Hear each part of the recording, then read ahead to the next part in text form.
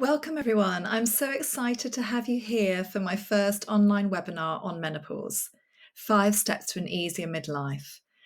While I'm used to delivering talks and workshops in person and webinars on business-related topics to other practitioners, this is a brand new offering, as I know lots of you are not based locally.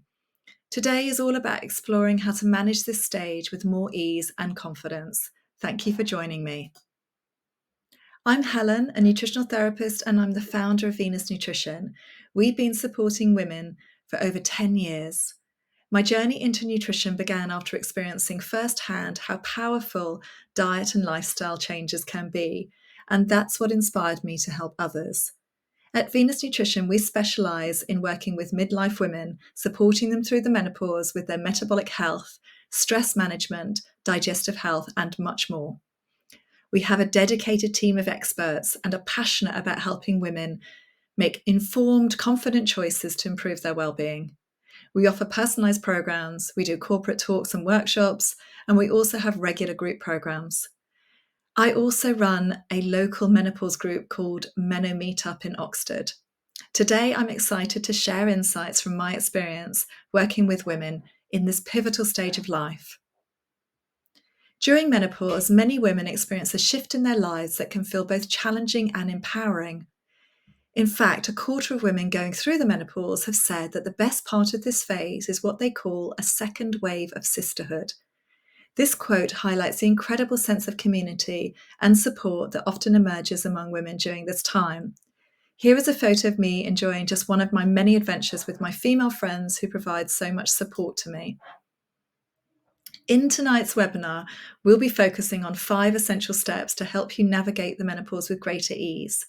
We're going to start looking at symptoms and diagnosis, and then look at what on earth is going on with our hormones.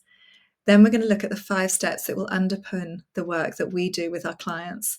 By the end, you'll have some practical tips that you can take away. While the 5 steps we're covering today are incredibly powerful, it's important to remember that the menopause is a highly individual experience. Each of us has a unique hormonal landscape, and what works well for one woman might not be as effective for another. These strategies are a great starting point, but to really unlock long-term results, it requires a tailored approach, and that's where personalized support comes in. I would like to invite you to book a free 30-minute session where we can discuss the health and energy reviews that you've completed and discuss how we can support you.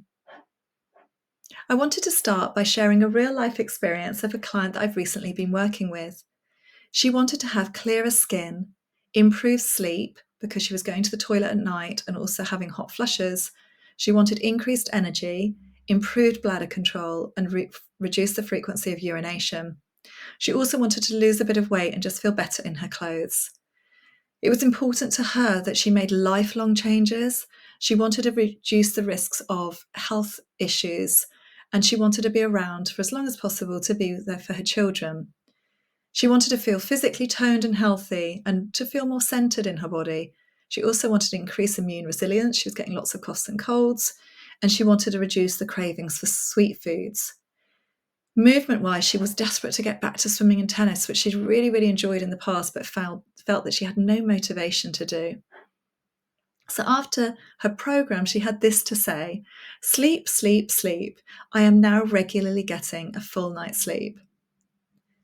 The positive knock-on effects, she said, are huge in terms of energy and mood. Her energy levels were significantly improved, and she wasn't having the dramatic ME-like exhaustion that she had. For once, she said the central focus was not around weight loss, but her weight had gone down and she'd lost a stone.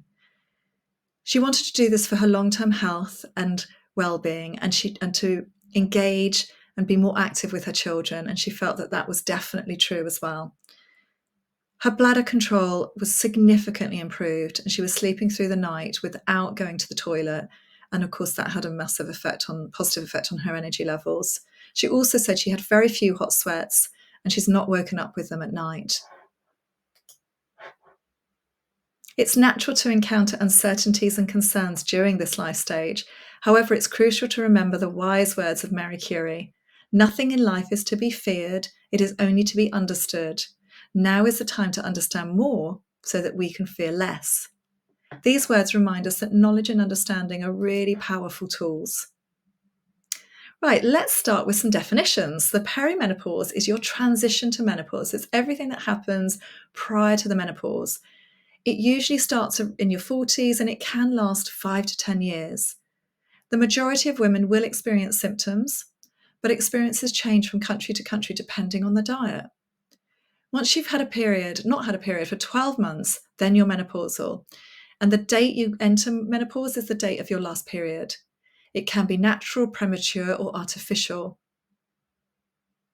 So natural menopause is the most common, and it happens basically when you stop producing, your ovaries stop producing eggs and hormone levels decline. The average age in the UK is 51, and it marks the end of your reproductive years. Some women may experience menopause before the age of 40, known as premature menopause. This can be due to genetics, certain medical conditions, or surgical interventions. Artificial or induced menopause can result from medical treatments such as surgery to remove ovaries or certain cancer treatments. However, remember that everyone's journey is unique and these ages are just averages. But how do you know if you're entering the menopause? Diagnosis is usually based on symptoms and a medical evaluation. If you're experiencing significant changes, I'd recommend that you go and see your doctor.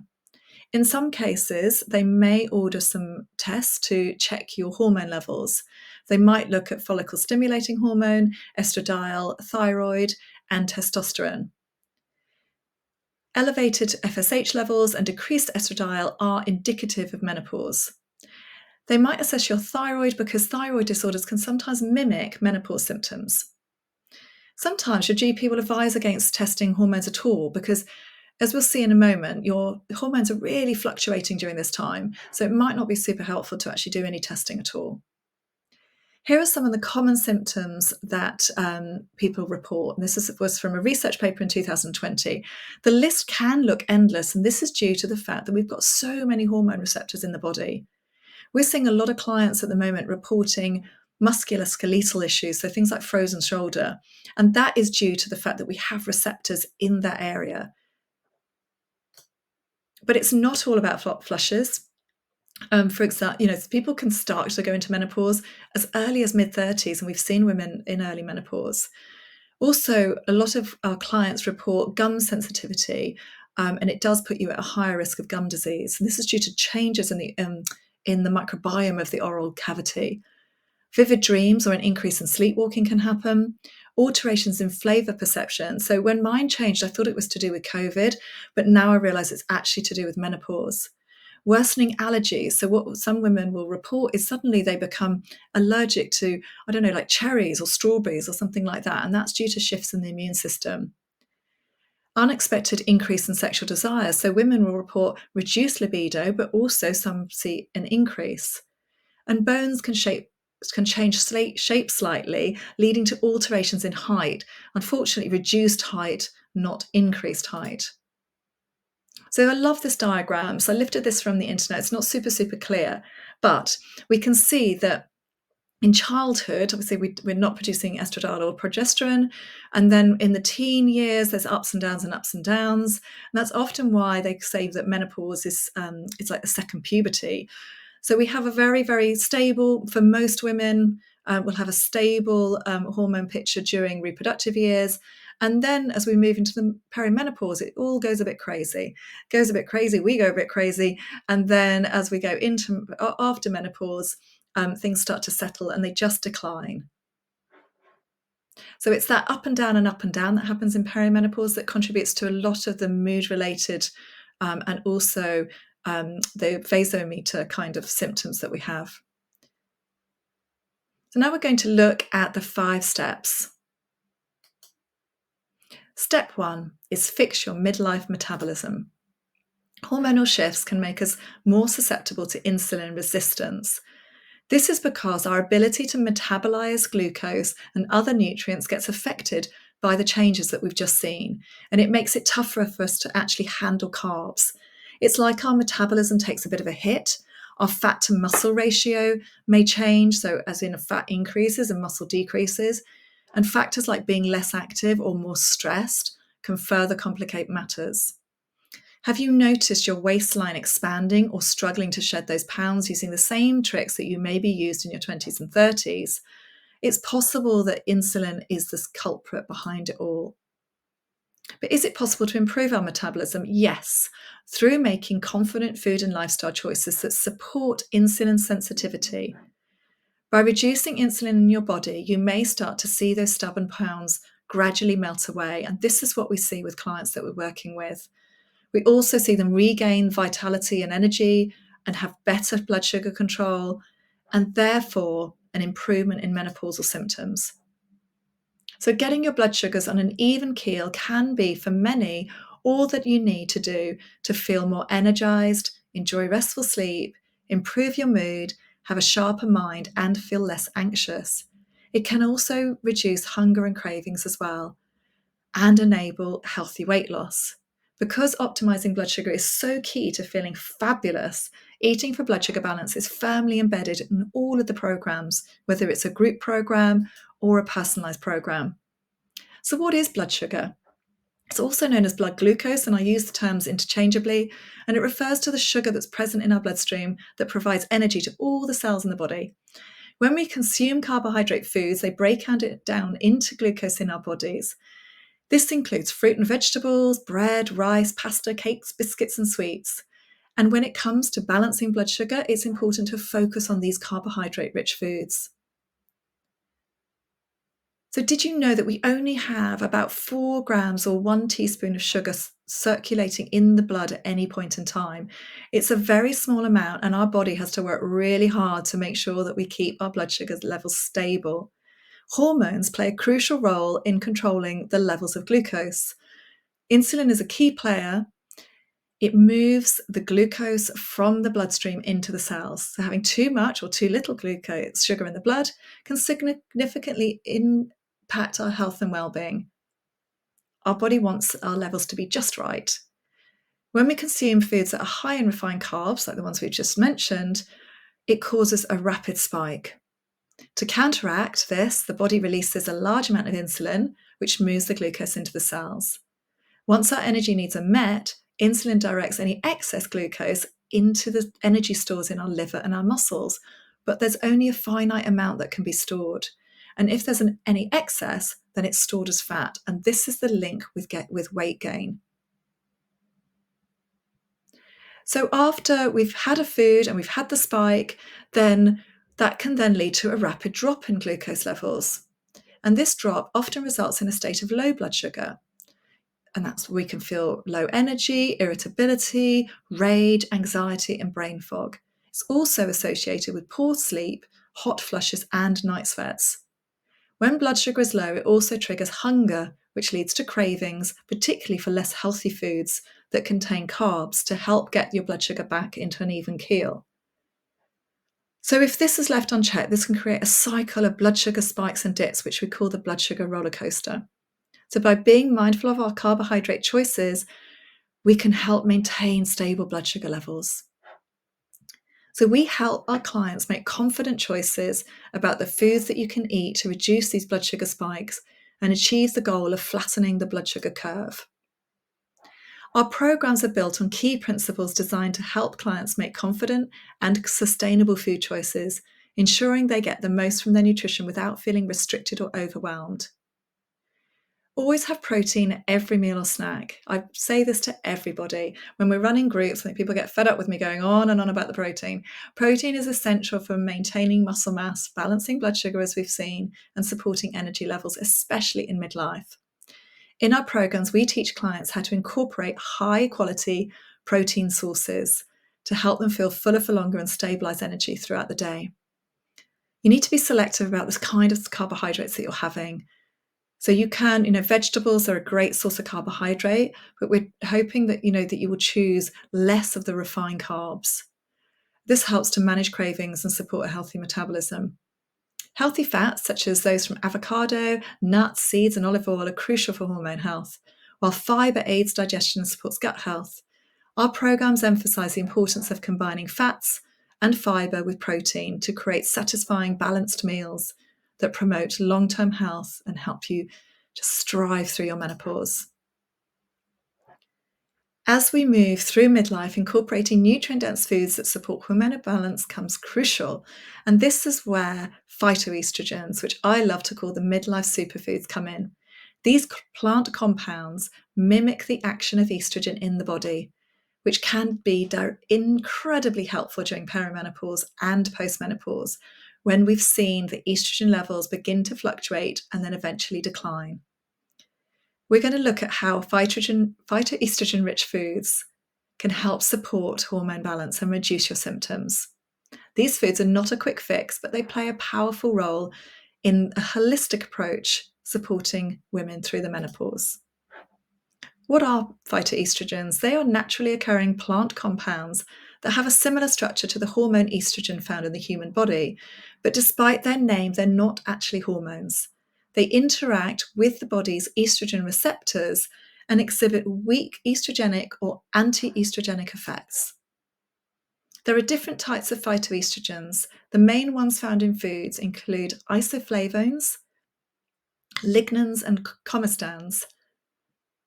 Soybeans and soya products such as tofu and tempeh are particularly rich in isoflavones. Flax seeds, sesame seeds, and whole grains are good sources of lignans, while split peas, pinto beans, and alfalfa are great sources of comestans.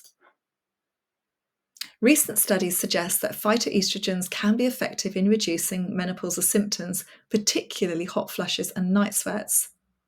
Research has shown that soy isoflavones can reduce frequency of hot flushes in some women. For instance, using soy and red clover extracts have had general positive effects on reducing the severity of these symptoms. There was also another recent study on hop supplements, which are also rich in phytoestrogens, which help with hot flushes and sleep disturbances without causing any drug interactions, making them a safe alternative for women who are not suitable candidates for hormone replacement therapy.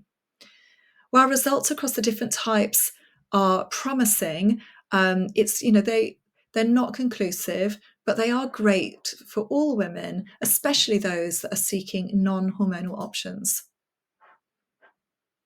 So I wanted to give you some ideas about how to include them. So things like tofu and tempeh and edamame and miso, you can add tofu to stir fries, enjoy edamame as a snack. Sometimes I encourage clients to have some miso soup in the afternoon. Flaxseed, you want to grind it so that it's more easily absorbed, and then you can add it to your porridge for breakfast, into smoothies, or just have it with some yogurt and berries. You want to aim for between 1 and 2 tablespoons per day to get a decent amount of phytoestrogens. Legumes such as chickpeas, lentils, black beans, and peas can be added to salads, can be a base of a soup. They're really great for all vegetarian dishes. Whole grains such as oats and barley, quinoa, those are great to swap for some of those more starchy refined carbohydrates. They add in some extra fibre, and they're also a great source of phytoestrogens. Nuts and seeds are also great. You can sprinkle things like sesame seeds or walnuts on salads. You can add flaxseed to your baking. You can even make bread just with flaxseed with no flour, which is a brilliant recipe. Fruits and vegetables, my favourite ones for phytoestrogens are apples, carrots, pomegranates, berries, and cruciferous vegetables such as broccoli, cauliflower, and Brussels sprouts. And you can just add them to I love to stir fry them, put them in the air fryer, cut them up really, really small, and make a sort of vegetable rice out of them. They're a great source of phytoestrogens and also antioxidants. And also herbs. So we shouldn't forget herbs. Fennel, anise, and parsley are great sources of phytoestrogens, and you can use those in teas and soups and salads. So our third step is finding a way to move that you love. So movement is essential for managing the physical and emotional challenges of the menopause. As our bodies change during menopause, staying active supports bone density, muscle strength, and joint flexibility, reducing the risk of osteoporosis and injury. The key is to move in a way that you love every day. Doing so not only addresses menopause symptoms, but also makes movement something that you really look forward to. So I stole these photos from a presentation that Aileen Ross did for one of our menopause meetups, and they really kind of stuck with me. So I do this when I'm younger, so this is lifting weights, so that I can do this when I'm older. So I'll still be able to be really active and to go out and walk the dog and do all the things that I love doing. In midlife, movement, what we see is movement can often fall into one of two extremes. Either our clients are just sitting too much, hunched over laptops, sitting on sofas, or pushing themselves too hard in the gym, trying to make up for lost time, or just because that's what they've always done. So neither of these approaches supports our bodies during this time. Midlife requires a different way of moving, one that's gentle yet effective, nourishing rather than punishing. The key is to move in a way that you love consistently and mindfully so that you feel energized, not exhausted. Now, if you love doing a spin class or something like that, it's fine to carry on doing that if that's something that you really enjoy, but just maybe swap out one or two of your classes with something that's a little more mindful. And we're going to look at what types of movement are great. So yoga is just fantastic for our midlife women. It reduces stress and anxiety, helping to manage mood swings. It improves, there's research that actually shows it improves sleep quality. I was listening to a podcast the other day and I saw a piece of research that was talking about cortisol levels when you do yoga and how much they reduce. It enhances flexibility and balance, so reduces the risk of injury. It helps with joint health. It can relieve muscle stiffness, helps regulate the nervous system, reducing the intensity of hot flushes. And Pilates has an absolutely similar effect, although there's slightly more focus on strengthening the core, which helps with posture and relieves back pain.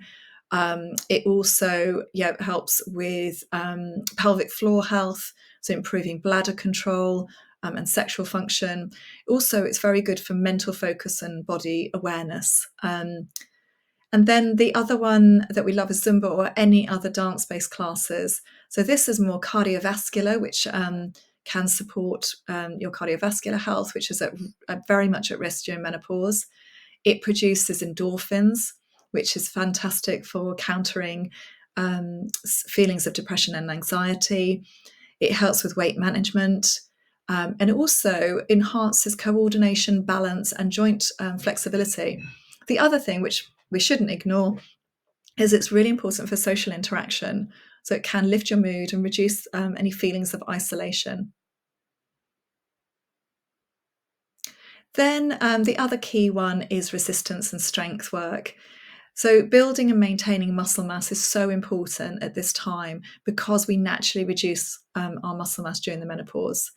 It also supports bone density, which again, we become at a higher risk of osteoporosis and fractures. It boosts metabolism, so it helps with weight control and fat loss. It enhances joint stability, reducing the risk of injury and pain, and improves insulin sensitivity, which helps with that blood sugar regulation that we were talking about, and also therefore prevents midlife weight gain. So step 4 is staying hydrated. So I'm just going to have a little sip of water. It becomes more important than ever as our bodies transition through menopause. Hot flushes, night sweats, and dry skin can all be worsened due to dehydration. Temperature regulation. So hot flushes and night sweats can lead to fluid loss and dehydration. So staying hydrated is really important to counter the water loss during those episodes. Dry skin, so lowering levels of estrogen can lead to decrease in collagen and skin hydration. So we get dry, itchy, maybe thinning skin. So drinking lots of water really helps with that. Joint and muscle function. So menopause can lead to increased joint stiffness and discomfort due to hormonal changes. And hydration supports healthy joint function. It keeps the tissues and the cartilage in your joints lubricated. Energy and mood, so fatigue and brain fog, which is often reported in menopause. Drinking water can help improve that. Digestive health, so our clients often report sort of sluggish digestion, constipation, and staying hydrated can really help with that. Particularly if you're increasing the fibre in your diet, you must increase your hydration at the same time. UTIs, so these are the bane of a lot of women that we see. and dehydration can really irritate the bladder. So having plenty of water supports healthy kidney and bladder function, also flushes out toxins, and does reduce the risk of UTIs. And appetite control. So sometimes thirst can be mistaken for hunger, leading to overeating. So staying nicely hydrated can also help manage your appetite. So when we're working with clients, we like to encourage habit stacking. And that's really where you find something you do regularly and then you attach a habit that you're trying to build. So for example, say you drive the car, say you're doing a school run every morning or driving to the office, you could have a bottle of water in your car and make sure you have a sip every time you stop at the lights. If you work in Zoom, like I do every day, then having a glass of water every time you finish a Zoom call is another great way of making sure that you're staying hydrated. So I would just encourage you to have bottles with you, everywhere you go. So one in the car, one on your desk, one next to next to the sofa by the telly, just anywhere that you might be thinking, oh, I'm just going to have a drink. How do we know whether we're hydrated? The best way is actually to look at the colour of your urine. And we're aiming for the lemonade. I think it's probably more a straw colour. It depends on which lemonade you drink, but if it's completely transparent, you're probably having maybe a little bit too much water. But generally, people report the kind of light beer colour or amber. So you want to have it a nice pale colour, but that you can still see it, and then you know that you're optimally hydrated. Our final step is stress. So almost all of the clients that we see in clinic, particularly those that are suffering from midlife symptoms, stress is something that's going on in their life that's really having an effect. We're often in a position in our lives where, we're still very actively looking after our children. Even if they're young adults, we're still doing that. We are often caring for parents, and we're often juggling work and other commitments. So it's there's a lot going on. It's a significant factor, especially as hormonal changes can heighten its effect on the body and mind. So managing stress effectively is not over key to overall well-being, but also really, really important for balancing hormones and reducing symptoms such as anxiety, mood swings, and fatigue. And I'd also add in there weight gain as well. When stress hits, your brain sends signals to release stress hormones such as adrenaline and cortisol. Cortisol is one of the main stress hormones, and it can cause weight gain and make you feel tired and miserable, as well as using up stores of important nutrients like vitamin C. Most hormones are made from the same basic ingredients. So when it's under fire, the body prioritizes those jobs that are useful for sustaining life, which means when you're stressed, your body will make the stress hormones ahead of anything else. So all those raw materials that might have been going to make some of your other hormones won't. And this is why stress action plan is really, really important. Stress management looks different for everyone, which is why personalised approaches are so effective in reducing its impact on your health. It's important to prioritise your well-being and manage your stress effectively. By making positive lifestyle changes, you can empower yourself and find a greater sense of balance. If you've not been good at putting yourself and your needs first and doing nice things for yourself, it's definitely time to make self-care a priority. So prioritising self-care activities that rejuvenate your mind, body and spirit. Engage in activities you love. Maybe it's a walk in nature, maybe it's reading a book, practicing meditation.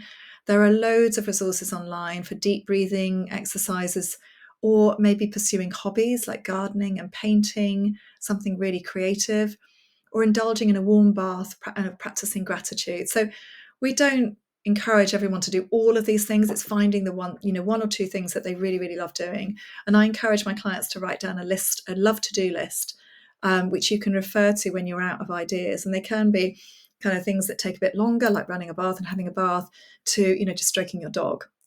Remember, self-care is not selfish. It's a vital part of maintaining your overall well-being. You've probably heard about all the good things sleep can do for you, from making you look younger, feeling more energized, helping you lose weight, and so much in between. So we invite all our clients to prioritize their sleep and work hard at getting more of it. In our programs, we use coaching to help you understand what the barriers are to good sleep, and then finding the steps that you can take to improve your sleep. Serotonin, often referred to as the feel-good hormone, plays a vital role in regulating mood, sleep, and overall well-being. Engaging in regular physical activity has been shown to increase serotonin levels. So go for a happy walk with no purpose, just to be. Spending time outdoors and getting natural sunlight can have a positive effect on serotonin levels. Sunlight triggers the release of serotonin in the brain, so it's why we feel so lovely when we're on a sunny holiday. Aim to spend some time in natural daylight every day, even if it's just a short walk during your lunch break or sitting near a window when you're working. So I'm always sitting in front of my window here. Tryptophan is an amino acid that's actually the precursor to serotonin. So making sure that you've got a good source of that in your diet, such as turkey, chicken, eggs, tofu, nuts and seeds, and dairy products. Additionally, complex carbohydrates, that's some of the ones we've mentioned today, can aid in the absorption of that tryptophan and carry it across into the brain. So Heather came to see me struggling with really severe menopausal symptoms. She was really emotional, actually, when we had our first 30-minute session, which often happens. And I always say to the women that I speak to, it's absolutely fine to get emotional, because it means that it's something that they really care about and that they really want to work on. So she experienced persistent anxiety, a low mood, and a sense of being on an emotional roller coaster. Physically, she was dealing with bloating, digestive discomfort, and insomnia that was just making her feel completely exhausted. And these symptoms made it difficult for her to enjoy her day-to-day life, and she was feeling really overwhelmed. Through our work together, we focused on addressing her very specific needs, starting with a detailed assessment of her diet and lifestyle. We introduced nutritional adjustments that supported her hormones and her digestion, while also incorporating stress management techniques to ease her anxiety. Over time, Heather saw a significant improvement in both her emotional well-being and her physical symptoms. Her mood stabilized, she began to sleep better, and her digestion improved, leaving her feel more balanced and in control of her health. So I would love to invite you again to book a free 30-minute health review. We'll talk about where you are right now, what's holding you back, and how we can work together. So I hope you've enjoyed our webinar today on the 5 steps to an easier midlife. And I hope you can all make some great first steps to moving towards better health. And thank you so much for listening.